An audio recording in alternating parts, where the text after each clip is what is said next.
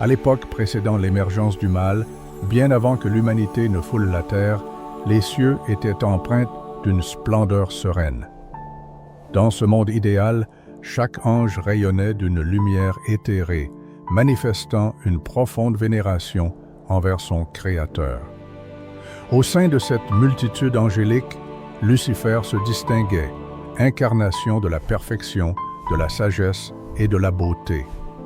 Il surpassait tous les autres par son intellect, sa puissance, son honneur et sa dignité, suscitant une admiration universelle. Lucifer, chef-d'œuvre de la création divine, fut le premier être façonné par la main du Créateur. Dieu, admirant sa propre œuvre, lui conféra un pouvoir inaccessible aux autres anges et une intelligence qui n'avait d'égal que la sienne. Cependant, même dans cette perfection, une faille se révéla. Tu étais irréprochable dans tes voies jusqu'à ce que l'iniquité se trouve en toi. Et ainsi Lucifer devint la source du mal et de la souffrance, prince des ténèbres, corrupteur des âmes et seigneur de la destruction, se transformant en Satan. La chute de Lucifer laissa une marque indélébile dans les cieux, et même si la lumière revint, la perfection d'antan n'était plus. Le paradis, tel un miroir brisé, garda à jamais l'empreinte de la trahison. L'histoire de Lucifer sert d'avertissement, rappelant que même l'étoile la plus brillante peut sombrer dans l'obscurité. Mais comment cela s'est-il produit?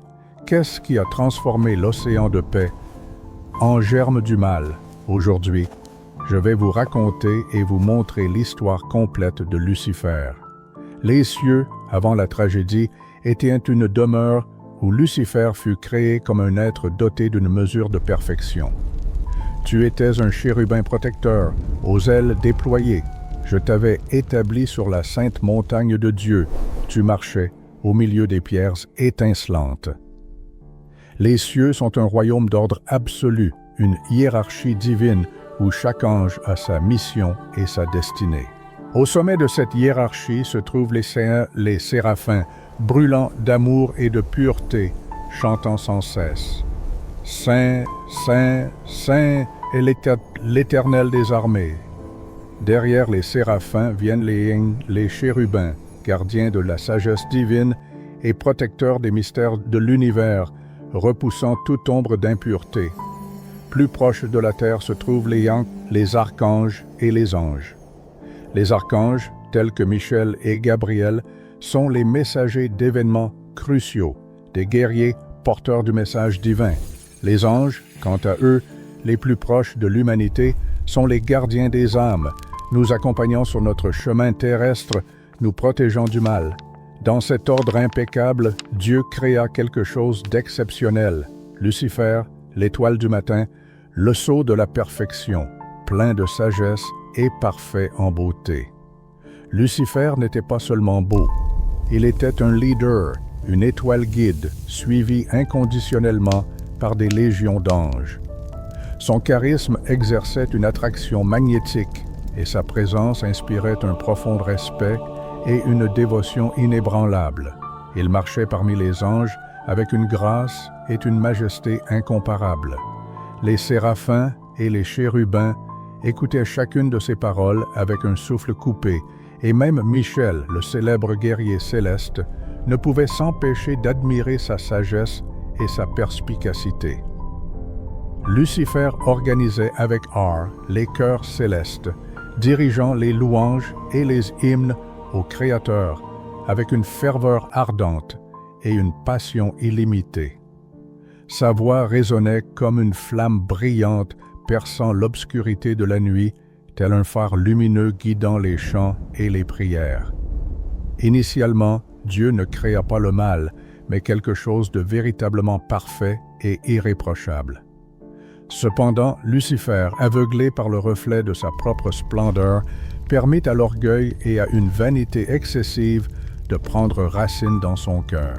Sa soif insatiable de gloire et de reconnaissance universelle le consuma progressivement, tel un feu caché, le détruisant insidieusement de l'intérieur. Les Saintes Écritures raconte le début de sa chute tragique. Ton cœur s'est élevé à cause de ta beauté, tu as corrompu ta sagesse à cause de ton éclat. Ce qui fut jadis son don inestimable devint la cause de sa chute dévastatrice. La beauté qui suscitait l'admiration et la vénération de tous se transforma en source de sa perdition, et la sagesse qui inspirait les autres à de grandes réalisations devint une arme mortelle de son autodestruction. Un orgueil démesuré l'envahit entièrement. Il désira s'élever au-dessus de sa place, ériger son trône au-dessus des étoiles de Dieu.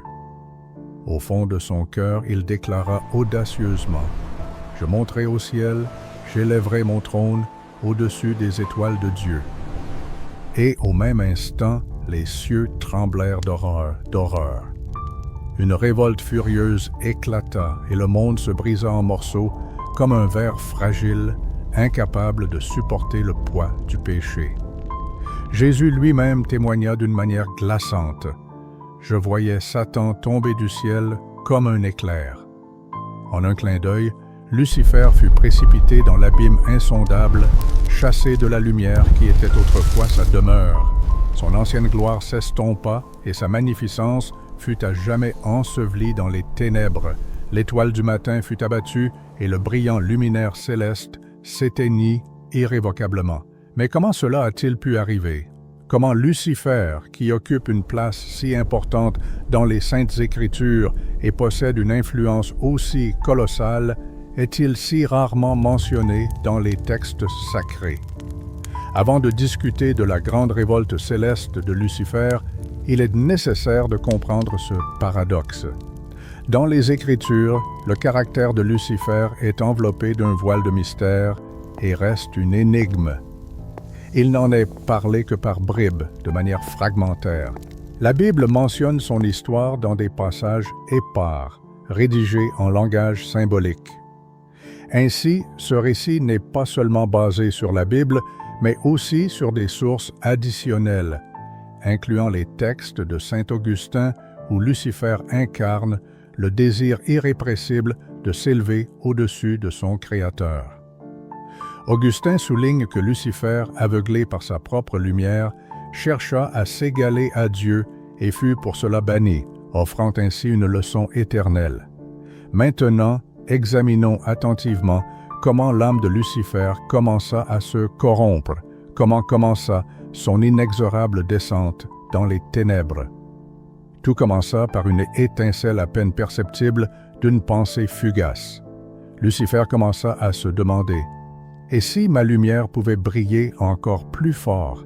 Et si ma gloire ne devait pas toujours servir un autre? » Des questions apparemment insignifiantes, telles de minuscules graines, prirent racine et commencèrent à germer dans le silence de son esprit.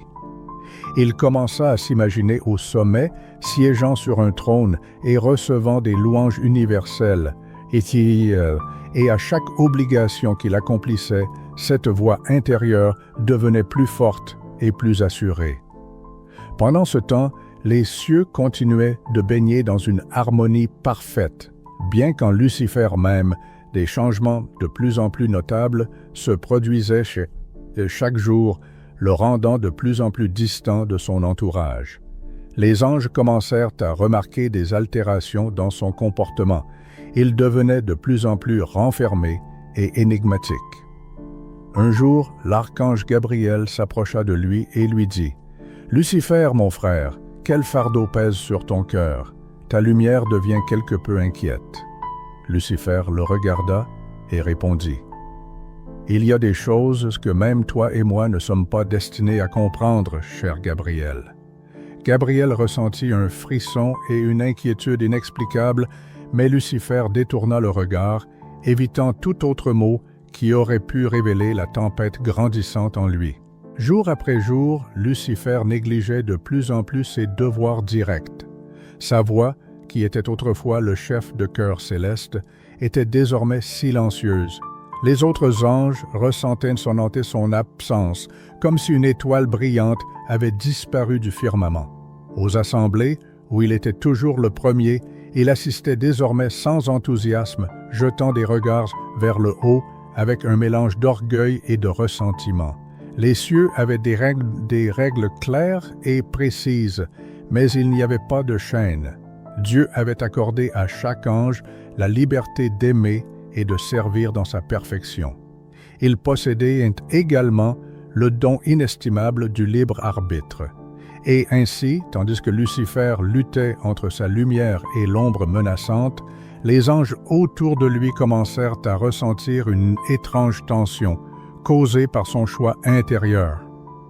Certains, aveuglés par sa grandeur et sa gloire passée, commencèrent à écouter sa voix avec une attention particulière, le suivant en silence, comme si sa lumière pouvait les mener vers un destin entièrement différent. Un des chérubins, remarquant son changement, s'approcha un jour de lui et demanda « Lucifer, ne trouves-tu plus de joie à chanter ?» Lucifer répondit avec un sourire froid « J'ai trouvé d'autres occupations. Peut-être existe-t-il quelque chose de plus que ce que nous avons connu jusqu'à présent. » C'est alors que l'étoile du matin prit sa décision finale. La petite étincelle en lui se transforma en flamme et la flamme, à son tour, en un feu déchaîné. Je monterai sur la hauteur des nuages. Je me rendrai semblable au Très-Haut. Cette nuit-là, son éclat changea. Ce n'était plus la lumière de la louange et de la dévotion, mais la flamme d'une ambition démesurée. Le paradis si parfait et empli de paix ressentit le premier frisson de la révolte imminente. Son nom, signifiant « porteur de lumière », n'était pas un simple titre vide de sens. Il était véritablement un phare des cieux, cette même étoile du matin qui se levait la première, éclairant tous les autres dans la nuit de la création. Chaque ange écoutait ces paroles avec une profonde dévotion, car Lucifer parlait de Dieu comme personne d'autre ne savait le faire. Les anges n'étaient pas des âmes naïves et innocentes. Ils étaient sages et puissants, chacun d'eux étant le reflet de la pureté de Dieu. Cependant, Lucifer les attira de son côté non par une faible affection, des mensonges ou de vaines promesses, mais par son incroyable charisme et son autorité inébranlable. Il ne cherchait pas à tromper les anges comme un menteur ordinaire. Il parlait avec une passion immense, avec une vision si convaincante que beaucoup d'entre eux le suivirent, voyant en lui une lumière nouvelle et plus éclatante. Lucifer, tel une comète brillante traçant son chemin dans le ciel, se présentait comme un leader éblouissant et unique, digne d'une confiance inconditionnelle. Sa générosité, son autorité incontestable, le respect universel qu'il inspirait et son immense influence, tout cela était absolument mérité. Si nous pouvions pleinement saisir à quel point il était une création parfaite de Dieu, nous comprendrions sans peine pourquoi le Seigneur lui-même admirait sa création, dont il est question dans le livre de Job. Même sa chute ne put détruire ce chef-d'œuvre divin. Même dans le péché, il resta incroyablement puissant. L'avertissement divin retentit dans un moment de recueillement. Dieu le convoqua pour un entretien personnel dans le silence sacré. Sa voix, semblable à un fleuve profond et majestueux, s'adressa à Lucifer avec un amour infini et une grande patience. « Lucifer, mon fils, sceau de la perfection, je sens que tes pensées t'entraînent loin de moi. Des idées naissent dans ton cœur qui t'éloignent de l'Éternel. » Lucifer, rayonnant d'une sérénité imperturbable, fixa son Créateur et répondit « Père, n'est-ce pas toi qui m'as créé pour connaître et explorer? Il n'y a rien que je désire plus que de sonder la profondeur de ta création. Cela peut-il être mal? » La tristesse de Dieu était profonde, mais contenue. Son cœur omniscient et patient comprenait parfaitement la fragilité de la liberté accordée. Il savait que les graines de l'orgueil pouvaient germer même dans la terre la plus immaculée. « Lucifer, continua Dieu avec douceur, ton désir de connaissance est noble, cependant tes pensées deviennent de plus en plus égocentriques. Tu as été charmé par la lumière que j'ai mise en toi. Tu oublies que cette lumière n'est qu'un reflet de mon amour et non ta propre source. Lucifer baissa les yeux, mais en lui, la flamme de l'incompréhension et de l'orgueil latent commençait déjà à s'allumer. « Mon Seigneur, je n'ai jamais désiré ce qui ne t'appartenait pas. Ma lumière est un don dont tu m'as gratifié. Comment aurais-je pu me détourner de toi si j'ai été créé par ta volonté? » Dieu le regarda avec des yeux emplis d'une tendresse infinie. Il voyait qu'au fond de son âme, Lucifer commençait à percevoir la splendeur de sa propre gloire comme une fin en soi. Il n'avait pas encore péché, mais son amour commençait progressivement à se refroidir. Dieu, rempli de miséricorde, lui tendit la main. « Mon fils, souviens-toi d'où vient toute lumière. Ne laisse pas ton cœur sombrer dans les ténèbres. Si tu te tournes vers moi, ta grandeur croîtra dans la vérité et ensemble, nous deviendrons encore plus grands que toute pensée solitaire. » Mais Lucifer, au lieu de ressentir la paix, sentit une piqûre d'orgueil. C'était un sentiment désagréable qu'il pouvait à peine reconnaître, mais il s'était déjà installé en lui. Dieu ne faisait-il pas confiance à sa capacité à rester loyal? Pourquoi tant d'avertissements? Il se retira, faisant une révérence respectueuse, mais une aliénation invisible grandissait en lui. Au fil du temps, sa quête de connaissances et de nouvelles découvertes continua d'absorber toute son attention. Il ne s'arrêta plus pour contempler Dieu avec la même dévotion qu'avant. Les anges continuaient de se prosterner devant lui et sa voix guidait toujours les cœurs célestes, mais son cœur était déjà divisé. Le Créateur s'adressa de nouveau à lui, disant « Lucifer, je vois le chemin que tu prends, et il m'est si insupportable de contempler ta transformation. Ta lumière faiblit, se transformant en ombre, mais il n'est pas trop tard, mon fils.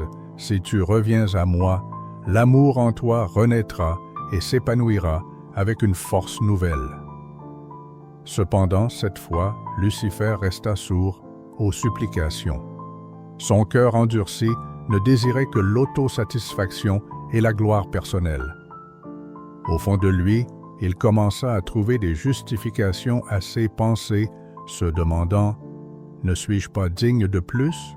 Mon rôle ne devrait-il pas être plus significatif? » Le trait, haut, faisant preuve de son infinie patience, le laissa partir. Il savait qu'il avait donné tout l'amour possible et manifesté sa miséricorde dans toute sa plénitude.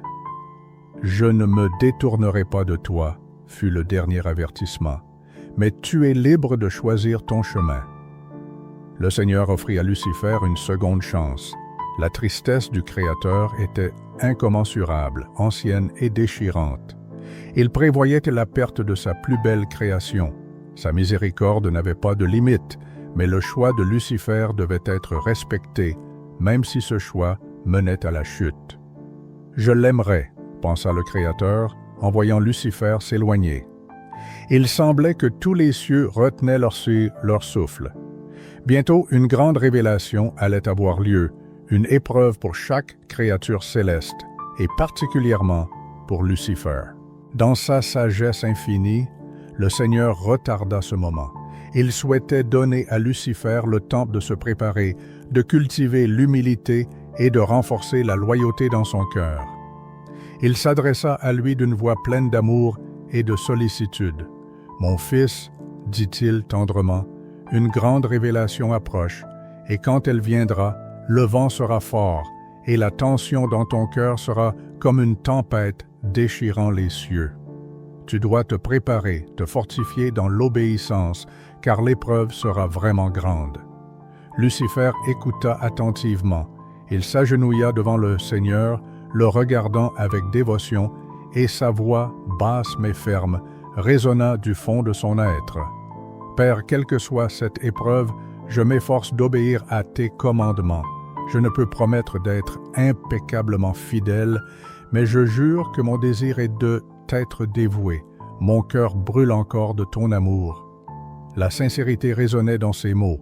Lucifer parlait du fond du cœur, et le désir de rester fidèle brûlait réellement en son âme.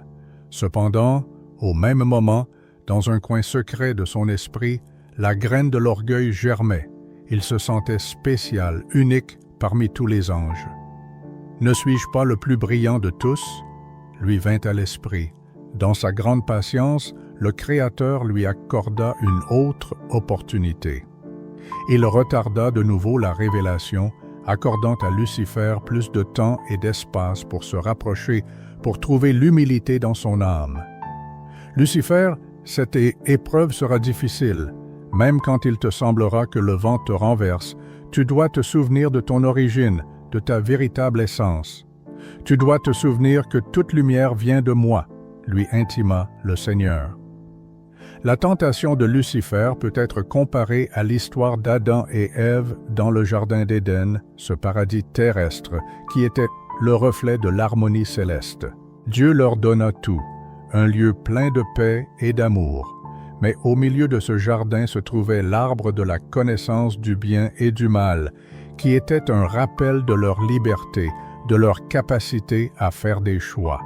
Le serpent murmura à Ève, « Vous serez comme des dieux, connaissant le bien et le mal. » Et ce fut la même erreur que commit Lucifer.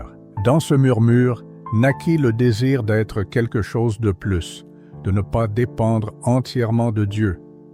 L'étoile du matin, le fils de l'aurore, se détourna de la lumière qui lui avait donné la vie, préférant le chemin des ténèbres. Le libre arbitre, le don le plus précieux de Dieu, se révéla le point le plus vulnérable, tant en Éden que dans les cieux. L'orgueil ouvrit la porte à la chute, et le monde parfait fut brisé. Les vertus, qui étaient les piliers des anges, devinrent fragiles, et les cieux connurent pour la première fois l'ombre, la grande révélation et la dernière épreuve.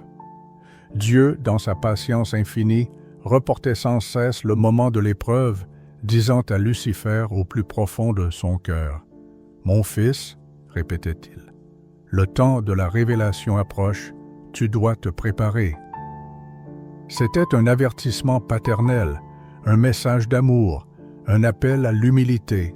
Dieu, qui l'aimait tant, sentait que Lucifer pouvait encore changer, que l'amour pouvait vaincre l'orgueil qui commençait à obscurcir sa lumière. Mais le temps vint où l'attente devait prendre fin. Dieu devait prendre en compte toutes les créatures célestes, et pas seulement Lucifer.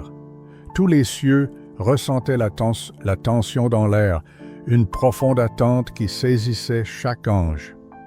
Et ce jour-là, Dieu rassembla ses armées célestes, tous ses anges, grands et petits, lors d'une assemblée qui illumina le firmament. Un silence solennel s'installa. Tous les cieux retenaient leur souffle. Le firmament s'ouvrit et la présence de Dieu brilla d'une majesté infinie. Puis, comme un doux tonnerre, sa voix remplit tout le cosmos. « Je créerai un univers matériel, » en annonça le Créateur, un lieu où la vie prospérera, un lieu qui reflètera de manière nouvelle mon amour et ma gloire. Puis, devant les anges, il présenta la vision de ce qui allait être des étoiles, des galaxies, des planètes tournant en un ordre parfait, et sur l'un de ces mondes, la Terre, un lieu où la vie prospérerait dans sa plus grande magnificence. Les anges observaient, fascinés, et la joie grandissait dans leur cœur alors qu'ils contemplaient les plans du Créateur. Tout était nouveau, comme un rêve qu'ils n'auraient jamais pu imaginer. Mais Dieu continua, et ses paroles devinrent encore plus mystérieuses. « Je ne créerai pas seulement cet univers. Sur ce monde, je créerai des êtres à mon image et à ma ressemblance. Ils seront appelés humains. Ils seront de chair et d'esprit, un mélange des cieux et de la terre. Et plus encore, au même endroit, je deviendrai moi-même chair. La seconde personne de la Trinité, mon Fils, prendra forme humaine. Son nom sera Jésus-Christ, et en cette humanité, vous m'adorerez. » Dans les cieux, un silence assourdissant régna. Le Tout-Puissant s'adressa à l'armée angélique avec une demande inhabituelle, l'adorer sous la forme humaine de Jésus-Christ. Il les invita à s'agenouiller non seulement devant la majesté divine, mais aussi devant l'image de l'homme fragile et humble. Les anges répondirent à cette nouvelle par une explosion d'allégresse et de révérence. Ils virent la lumière de la lumière s'incarner, et ce fut un événement si merveilleux et si sublime que beaucoup ne purent contenir leur joie. C'était le dessein de Dieu dans sa forme la plus inattendue, une manifestation de l'amour le plus profond et insondable. Ils saluèrent le Créateur, ressentant un immense honneur d'être témoins d'un si grand mystère. Cependant, le mystère de l'incarnation ne fut pas la seule révélation. Le Seigneur annonça également que l'humanité finirait par sombrer dans le péché et qu'il se sacrifierait volontairement pour son salut par la crucifixion. Mais parmi la multitude d'anges, un seul, le plus brillant et le plus radieux, restait immobile. Lucifer ne prononça pas un mot, n'exprima ni joie ni révérence. Il observait les événements avec un air détaché, comme si la lumière qui l'entourait ne pouvait pénétrer son cœur. Son regard était comme un puits sombre et son visage reflétait une tempête intérieure. À ce moment, un bouleversement se produisit dans l'âme de Lucifer. L'idée même d'adorer un homme, de se prosterner devant Dieu dans une humble chair mortelle, lui semblait impensable et inacceptable. Pourquoi, méditait-il, la perfection elle-même doit-elle s'humilier? Pourquoi nous, êtres de lumière, devrions-nous adorer une création de chair?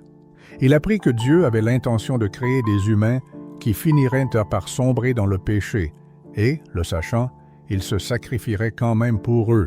La vision de la crucifixion horrifia Lucifer. L'idée même que ces êtres mortels et ingrats se rebellent contre leur Créateur et le tuant lui semblait scandaleuse. Lucifer fut stupéfait. Peut-il y avoir quelque chose de plus ridicule? Pensait-il. Il observait le plan de Dieu avec un mélange de mépris et d'incrédulité. Le mystère de l'incarnation, la révélation que le Créateur prendrait forme humaine en Jésus-Christ, déchaîna en lui une tempête intérieure, et de cette tempête surgit une question brûlante. Pourquoi pas moi? Pendant des siècles, il avait été le plus beau, le plus proche du trône, la création la plus parfaite du Seigneur. Pourquoi n'avait-il pas été choisi pour l'union hypostatique? Il sentait que sa lumière, sa splendeur et sa sagesse le rendaient digne de plus. Mais au lieu de l'élever, Dieu décida de s'humilier jusqu'à la chair humaine. De cette pensée naquit une amertume qui, tel un serpent, s'enroula autour de son cœur, étouffant toute trace d'amour et de respect qu'il avait autrefois éprouvé pour le Père. Enfin, le moment décisif arriva. Dieu se tenait entouré d'une multitude d'anges et un par un, ses frères s'agenouillaient en adoration, acceptant la révélation de l'incarnation. Mais Lucifer resta debout, son corps tendu, le regard fixé sur le trône de Dieu, le cœur rempli d'une haine silencieuse. Lentement, il entr'ouvrit les lèvres et prononça un mot simple, dénué de toute émotion, qui résonna comme un coup de tonnerre déchirant le silence céleste. Non. Dieu le regarda avec un mélange de tristesse et d'amour, mais Lucifer ne ressentait rien d'autre que du mépris. Prenant une profonde inspiration, il répéta, cette fois avec une force qui fit frissonner tous les présents. « Non !» Sa voix s'éleva, froide et provocante, comme un verdict prononcé par un roi. Les anges présents tremblèrent, incapables de comprendre ce qui se passait. Comment le plus pur, le plus beau des anges pouvait-il désobéir au Créateur lui-même? Comment osait-il faire preuve d'insubordination? Puis Lucifer tourna son regard vers la multitude des anges et, avec un calme terrifiant, commença son discours. « Ne comprenez-vous pas que c'est une erreur? Ne voyez-vous pas que ce que Dieu nous demande est absurde? » Sa voix, emplie d'une sagesse sombre, emplit l'espace céleste. Il nous demande d'adorer une forme inférieure, de nous prosterner devant la chair mortelle. Ce n'est pas une glorification, c'est une humiliation.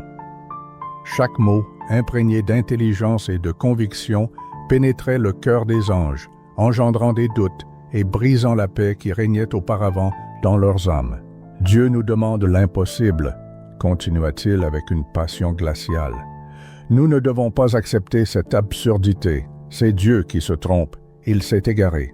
Pourquoi devrions-nous nous prosterner devant celui qui est inférieur à nous? Nous, créés de pure lumière, devons occuper une position plus élevée et non nous humilier. » Les anges écoutaient, perplexes. Ces paroles semblaient si logiques, si pleines de sens, et en certains d'entre eux, sur eux, le germe de la rébellion commença à croître. Lucifer, doté d'un charisme qui avait toujours été son don, les regardait un par un, et dans son regard se lisait une froide détermination. Lucifer, le premier parmi les anges, était tombé. Les anges, saisis par le doute, écoutaient les discours de Lucifer. Les murmures de révolte et les réflexions résonnaient dans leur cœur. Son discours possédait une logique trompeuse, une force persuasive qui pénétrait comme un doux poison. Dieu nous demande-t-il l'impossible? Est-il juste que nous nous prosternions devant de la forme humaine, devant quelque chose de si vil? Ces pensées, certains osaient hanter à peine les formuler, et pourtant elles grandissaient telles des ombres dans leurs âmes lumineuses. Quand Lucifer parlait, ses mots s'écoulaient, avec le charisme et l'autorité qu'il avait toujours possédés.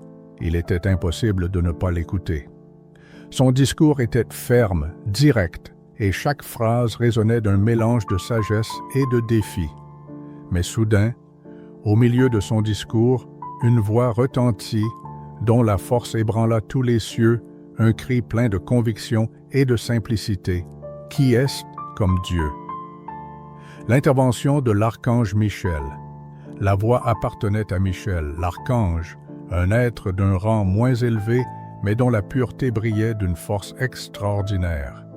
Son cri transperça les rangs angéliques comme une épée. En seulement 3 mots, Michel répondit aux arguments de Lucifer, soulignant la faille fondamentale de son raisonnement. Qui est-ce comme Dieu? C'était un cri d'humilité, un cri de reconnaissance absolue que personne ne pouvait se comparer au Créateur, pas même l'étoile du matin. Les anges frissonnèrent. Les mots de Michel, si simples et sincères, éveillèrent quelque chose en leurs âmes, leur rappelant leur essence, leur origine et celui à qui ils devaient leur existence. Lucifer, entendant cet appel, se tourna vers Michel, son regard rempli d'une colère glaciale, mais aussi d'étonnement. Jusqu'à ce moment, personne n'avait osé le défier aussi ouvertement. Michel fit un pas vers lui, insignifiant par rapport à Lucifer, mais rempli de courage. « Tu es arrogant », prononça-t-il, ces mots résonnant comme des coups de tonnerre. Sa voix, bien que calme, contenait une conviction perçante, comme une flèche. Ta lumière, Lucifer, s'est transformée en une ombre cherchant à éclipser le Créateur. Ne réalises-tu pas que tu t'es placé au-dessus de Dieu? Lucifer ressentit une douleur profonde au plus profond de son être, une blessure que Michel venait d'infliger par ses paroles. Son orgueil, son ambition étaient publiquement exposés, mis à nu et humiliés. À cet instant, la colère et la honte l'envahirent comme des vagues sombres déferlant sur son cœur. Avec un air méprisant, il tenta de maintenir une apparence de fermeté devant Michel, mais quelque chose dans ses mots le brûlait de l'intérieur. « Tu ne comprends rien », rétorqua Lucifer, essayant de préserver sa dignité. « Es-tu si aveugle que tu ne vois pas que ce qui nous est demandé est une humiliation? Moi, qui ai le premier connu sa gloire, je ne peux me prosterner devant quelque chose de si vil. » Ces mots sonnaient avec assurance, mais une rage contenue et une amertume déformaient sa voix. Michel le regarda impassiblement, mais avec fermeté. Sa voix, bien que douce, portait la puissance de 1000 tempêtes. « Tu ne comprends pas l'amour, Lucifer. Ce n'est pas une déchéance, mais l'amour. Dieu prend forme humaine pour nous, et tu le rejettes parce que tu ne peux pas t'humilier pour être moins. Tu as oublié ta place, tu as oublié que tout ce que tu es n'est qu'un reflet de sa gloire. Ce n'est pas Dieu qui s'abaisse, c'est ton orgueil qui te soulève au-delà de ta propre nature. Lucifer sentit qu'il ne pouvait plus supporter cela. Il lui sembla que Michel lui montrait son propre reflet, et ce qu'il voyait n'était pas beau, mais seulement une ombre remplie de ressentiment. Il ne pouvait supporter le poids de cette vérité, de cet amour que Michel défendait avec tant de ferveur. C'est pourquoi, sans prononcer un mot, il se détourna, s'éloignant de Michel et de tous ceux qui avaient été témoins de cette scène. Il recula, le dos droit, mais une colère irrépressible brûlait en lui. Dans la solitude, Lucifer pleura, non des larmes de tristesse, mais une rage pure, une haine grandissante, engendrée par son orgueil blessé.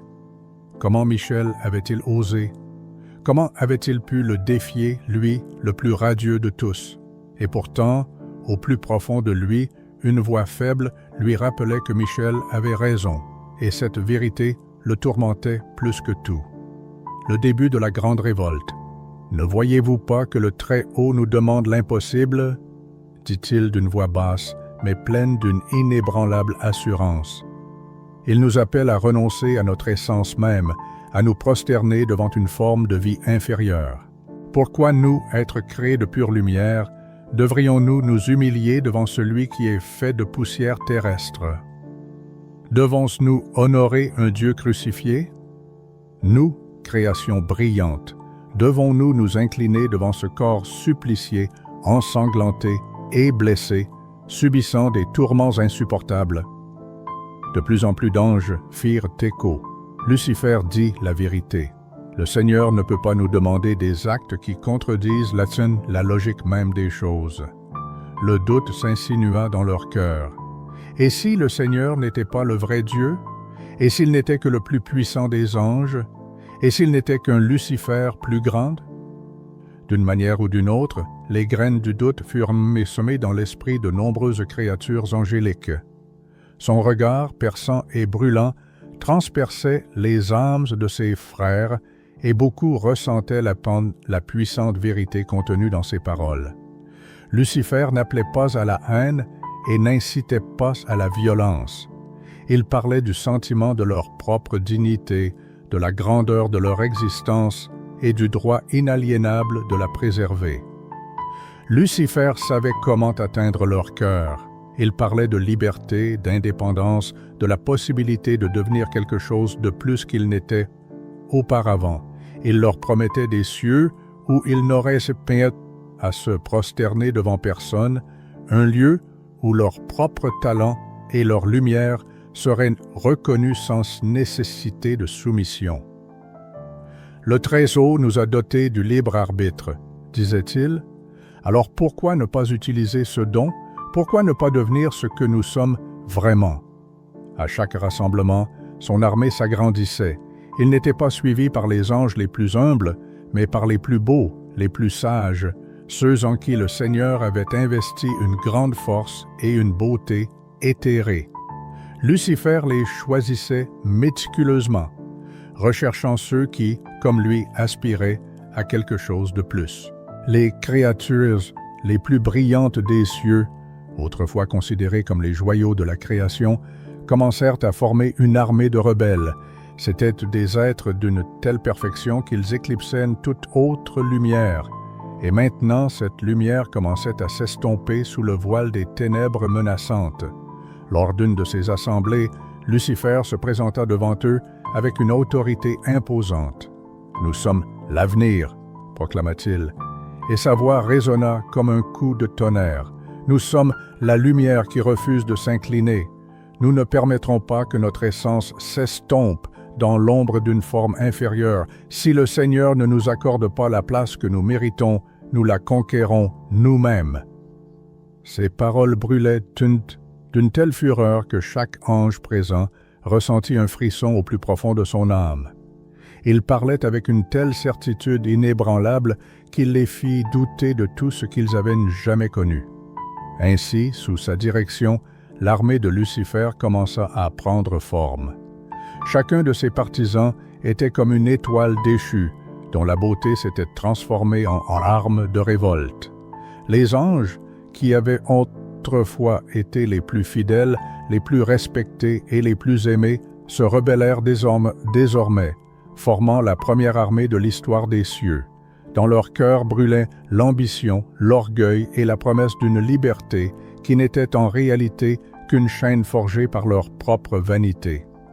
Le firmament, autrefois empli d'harmonie et de paix, tremblait maintenant sous les échos sinistres d'une guerre imminente. Au cœur du royaume céleste, avec une détermination inébranlable, s'élevait Michel. Cet archange, bien que n'étant pas d'un rang élevé, mais empli de courage, défia Lucifer lui-même. Une épée étincelante s'éleva dans sa main et retentit un appel retentissant, « Qui est comme Dieu ?» Ces mots, simples dans leur forme, mais chargés d'une signification profonde, touchèrent les cœurs de ceux qui hésitaient encore à choisir leur camp. Michel, avec la grandeur de l'humilité et une force inébranlable, se présenta devant l'armée de Lucifer, prêt à défendre l'honneur du Créateur. Il savait que ses forces étaient inférieures, que le nombre des partisans de Lucifer était grand et leur puissance considérable, mais il n'y avait pas de place pour le doute dans son âme.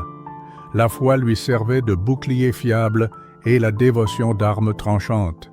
Et voici que, dans les cieux, éclata une bataille à mort entre la lumière et les ténèbres. Lucifer, autrefois le plus beau des anges, l'étoile du matin, transforma sa lumière en flamme de rébellion, ce qui laissa une empreinte indélébile sur les pages de l'histoire de la création. Le premier affrontement eut lieu entre frères, et à chaque coup, à chaque choc, les cieux tremblaient, et l'univers entier retenait son souffle, attendant l'issue. L'heure de la dernière bataille était arrivée. Avec une fureur qui ébranla les fondations mêmes des cieux, la bataille éclata. D'un côté se tenait l'armée des rebelles, menée par Lucifer, dont l'ancienne splendeur était désormais obscurcie par les ombres et la lumière transformée en ténèbres sinistres. En face d'eux se trouvaient les anges fidèles, guidés par Michel, un archange de rang inférieur, mais qui s'était levé avec une force d'acier, une foi inébranlable, emplie d'humilité et d'intrépidité. Les cieux, jadis demeure de paix et d'harmonie, se transformèrent en un champ de bataille éblouissant où se livrait une guerre entre la lumière et l'ombre, entre la fidélité et la rébellion. Les armées s'affrontèrent comme des vagues de feu et de tonnerre. Chaque coup, chaque croisement d'épées lumineuses produisait des éclairs brillants, illuminant les cieux, tels des étoiles filantes dans une danse furieuse. Les anges déchus, autrefois les plus belles et les plus puissantes créatures ornant la voûte céleste, combattaient Vénus avec une rage déchaînée, mais les anges fidèles se battaient avec une détermination tranquille mais ferme, animés par l'amour et la dévotion envers leur Créateur. Michel, l'archange de rang inférieur, marchait à la tête de ses frères et son appel ardent résonnait dans tout l'univers. Qui est comme Dieu? La force de Michel ne résidait pas dans son titre ou sa magnificence, mais dans sa foi inébranlable. Il ne combattait pas pour sa propre gloire ou son orgueil, mais parce qu'il savait. Le bien, la lumière et la vérité étaient de son côté. Et cette certitude multipliait sa force. Les anges fidèles sentaient une force divine les envelopper, une protection leur rappelant qu'ils n'étaient pas seuls. Le Créateur était avec eux, et cette présence leur conférait une puissance surpassant toute force terrestre. Lucifer, consumé par la colère, tenta d'écraser Michel. Il s'éleva dans les airs sur ses ailes, crachant des ténèbres qui enveloppaient tous ceux qui osaient le regarder.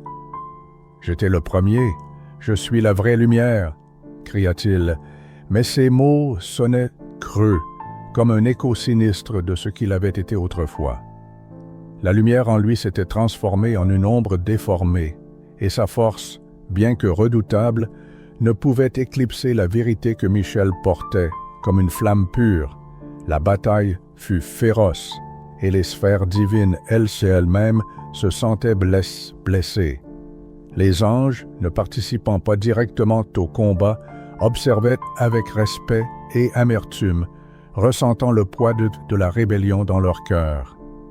L'harmonie qui était le fondement des cieux fut brisée, et l'ordre autrefois impeccable fut ébranlé. Et pourtant, même dans ce chaos, l'espoir continuait de vivre.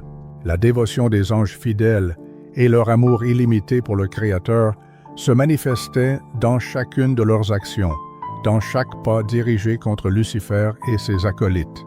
En fin de compte, la force du bien l'emporta. L'épée de l'archange Michel, brandie en l'air, marqua la fin de la bataille avec ces mots « Au nom du Seigneur, tombe, Lucifer ». Au même instant, les ténèbres se dissipèrent et la rébellion, autrefois si féroce et impitoyable, commença à s'effondrer.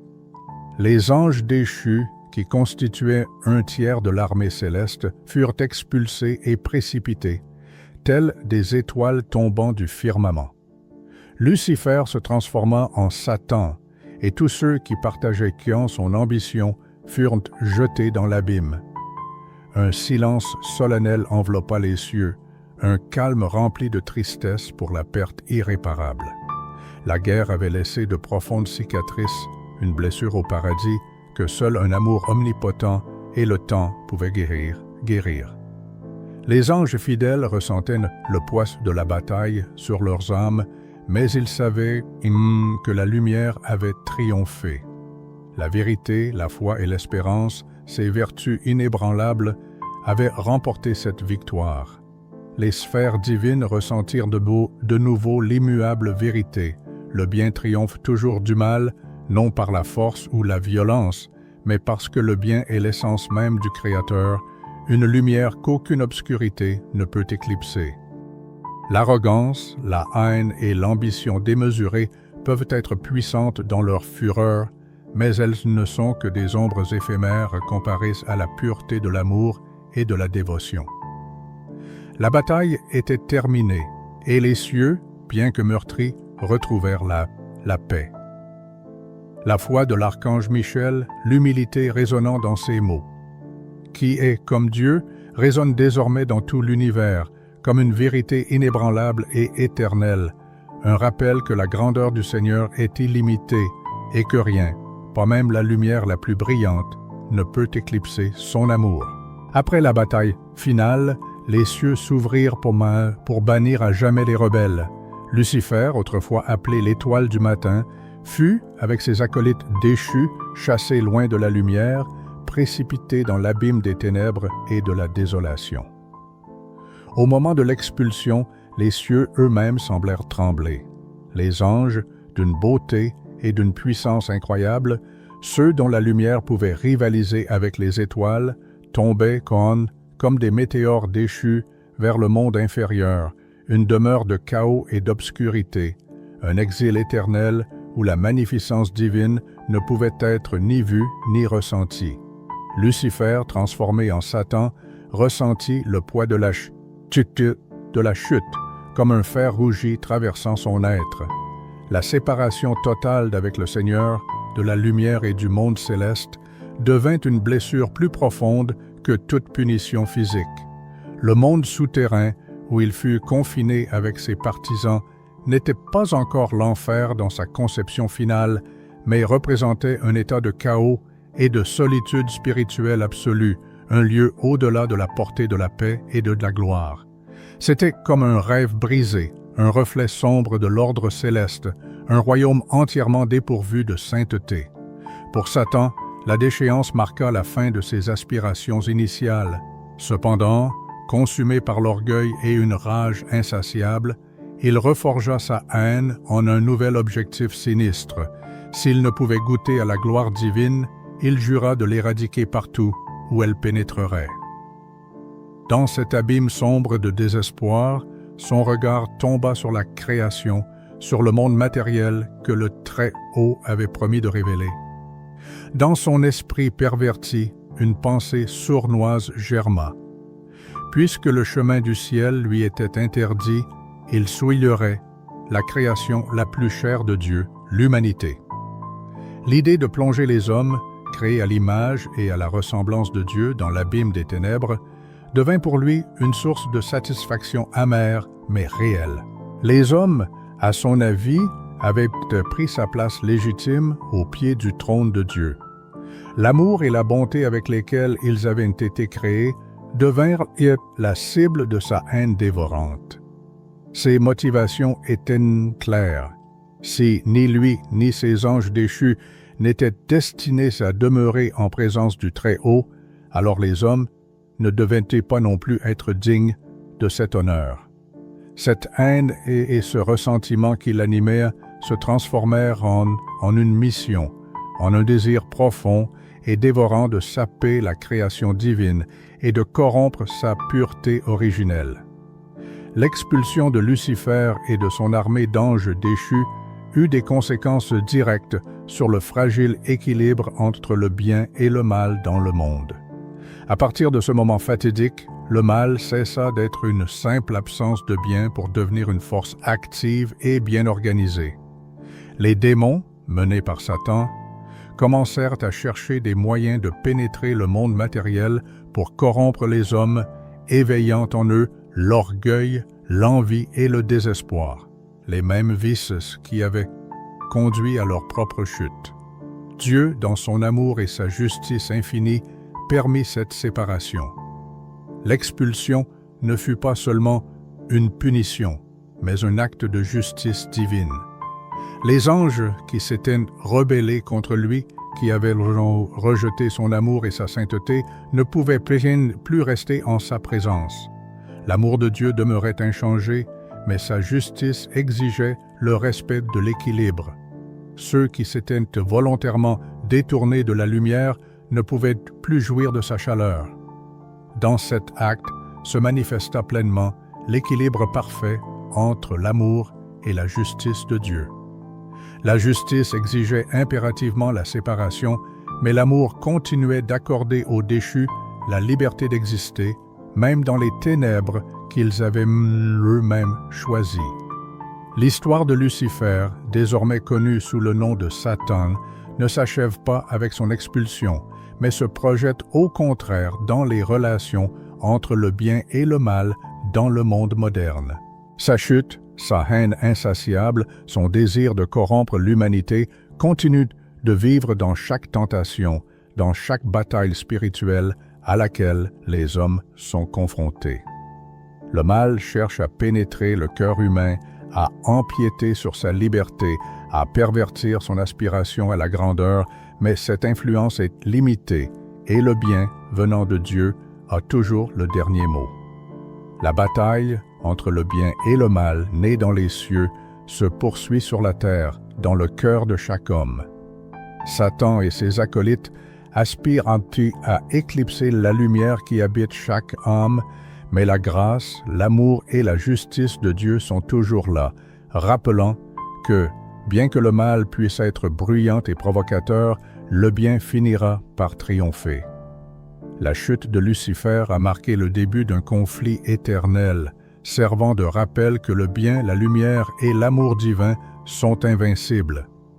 Et comme au ciel ainsi sur la terre, la question de l'archange Michel résonnera toujours avec la même force. Qui est-ce comme Dieu? L'influence de Lucifer sur le monde terrestre. Depuis sa déchéance, Lucifer, désormais connu sous le nom de Satan, s'est voué à un seul but, la corruption de la création, autrefois sa demeure. Les Saintes Écritures relatent de nombreux cas où Satan apparaît en tentateur, défiant non seulement les mortels ordinaires, mais aussi des figures clés de l'histoire de la foi. L'exemple le plus frappant se trouve dans le Nouveau Testament, où Satan tente Jésus dans le désert. Après 40 jours et 40 nuits de jeûne, Jésus rencontre Satan qui lui offre des tentations de pouvoir, de satiété et de reconnaissance. Satan dit « « Si tu es le Fils de Dieu, ordonne que ces pierres deviennent des pains. » Puis il élève Jésus au sommet du temple et lui propose de se jeter en bas afin que les anges le recueillent, démontrant ainsi sa puissance divine. En conclusion, Satan offre à Jésus tous les royaumes du monde en échange de son adoration, révélant sa véritable intention, usurper l'adoration réservée exclusivement à Dieu. La réponse de Jésus à chaque tentation démontre sa puissance spirituelle et sa confiance absolue en le Père. Jésus rejette résolument chaque proposition, citant les Saintes Écritures et confirmant l'immuable vérité que le pouvoir et la gloire n'appartiennent qu'au Tout-Puissant. Cet épisode, qui dépasse la simple confrontation, illustre clairement comment la foi et l'humilité peuvent résister même aux tentations les plus attrayantes. Jésus prouve que la véritable force ne réside pas dans les miracles ou la richesse, mais dans l'obéissance et l'amour de Dieu. Un autre exemple de tentation est l'épreuve de Job, décrite dans le livre de Job. Satan se présente devant Dieu et, avec audace et un ton provocateur, demande « Est-ce pour rien que Job craint Dieu ?» À ce moment, Satan non seulement met en doute la fidélité de Job, mais tente aussi de remettre en question l'essence même de la piété. Il insinue que l'amour de Job n'est qu'une manifestation extérieure, une fidélité achetée par les biens terrestres. Son défi est une attaque contre la nature même de l'amour et de la foi, sous-entendant que personne, même l'homme le plus vertueux, n'est capable de rester fidèle dans la souffrance. L'histoire de Job montre comment Satan cherche à détruire la foi à sa racine même en causant douleur et désespoir. Cependant, la réaction de Job, bien que remplie de souffrance et de doute, sert de leçon de résilience spirituelle. Par sa patience, Job prouve que la foi n'est pas simplement une réponse aux bénédictions, mais une dévotion profondément enracinée qui persiste même face aux épreuves les plus difficiles. Satan est vaincu et la foi de Job devient un témoignage éternel de résistance au mal et de confiance en Dieu. Et il est important de noter que le premier acte significatif de Lucifer après son expulsion eut lieu dans le Jardin d'Éden, lieu où le Seigneur, dans son amour infini, posa les fondations de l'histoire humaine. Dans ce jardin paradisiaque, Lucifer vit l'opportunité de priver d'innocence les premiers humains, Adam et Ève, et de les transformer en premières victimes de sa révolte contre le Créateur. Ayant pris la forme du serpent, symbole immémorial de ruse et de trahison, il s'approcha d'Ève, prononçant des mots empreints de séduction et de doute. « Dieu vous a-t-il vraiment défendu de manger des fruits de tous les arbres de ce jardin paradisiaque ?» demanda-t-il, jetant dans l'âme d'Ève une graine de suspicion. Sa tactique ne résidait pas dans la force brute, mais dans un chuchotement discret qui, tel un poison mortel, pénétrait au plus profond du cœur de la première femme. Lucifer transforma habilement un simple désir en un besoin insatiable et le doute en action. « Vous deviendrez comme des dieux, connaissant le bien et le mal, » promit-il. Cette promesse scella le destin de toute l'humanité. Adam et Ève, séduits par la possibilité de s'élever, d'acquérir une connaissance divine et une indépendance vis-à-vis du Créateur, commirent le péché, et avec eux, le monde entier sombra dans les ténèbres du péché. En une seule tentation, Lucifer atteignit ce qu'il recherchait depuis les profondeurs des enfers, séparer la création de son Créateur, transférer le conflit céleste dans les cœurs humains. L'influence de Lucifer ne disparut pas sans laisser de traces. Sa présence se fait sentir dans la lutte constante qui se déroule dans l'âme de chaque être humain. Chaque tentation, chaque doute fugace fait écho à ce premier choix en Éden, ainsi qu'aux épreuves endurées par Job et Jésus. Le mal agit comme un écho de la rébellion originelle, comme une voix cherchant à nous séparer de la source de tout bien. Cependant, dans chaque récit biblique, dans chaque histoire de résistance au mal, résonne le rappel que le bien a le dernier mot, que la foi et l'amour sont les réponses à la haine et au désespoir. Le rôle de Lucifer dans le livre de l'Apocalypse. Dans le dernier livre du Nouveau Testament, l'Apocalypse de Jean, le destin final de Satan et son rôle dans les derniers temps sont révélés. Ce récit, rempli d'images éclatantes et de prophéties, présente Satan, le grand dragon, comme l'ennemi principal de l'humanité et de Dieu, cherchant à corrompre la création jusqu'à la fin. Jean le théologien, auteur de l'Apocalypse, décrit sa vision des derniers jours, une époque où le mal apparemment a atteint son apogée et la bataille entre la lumière et les ténèbres s'est intensifiée à l'extrême. L'Apocalypse dépeint Satan comme le grand dragon, l'ancien serpent, appelé le diable, et Satan, séduisant l'univers entier. Ce même Lucifer, qui fut autrefois l'étoile du matin, apparaît désormais sous l'aspect d'un dragon féroce, une créature symbolisant non seulement le mal, mais aussi la force destructrice et mensongère qu'il possède depuis sa chute. Cet ancien serpent est le même qui apporta le premier péché à l'humanité en Éden, et maintenant, à la fin des temps, il cherche à détruire toutes les îles restantes de bien et de lumière dans le monde. L'Apocalypse décrit un temps de grande tribulation, une période de catastrophes et d'épreuves, où l'humanité se divise entre ceux qui suivent Dieu et ceux qui cèdent aux tentations maléfiques.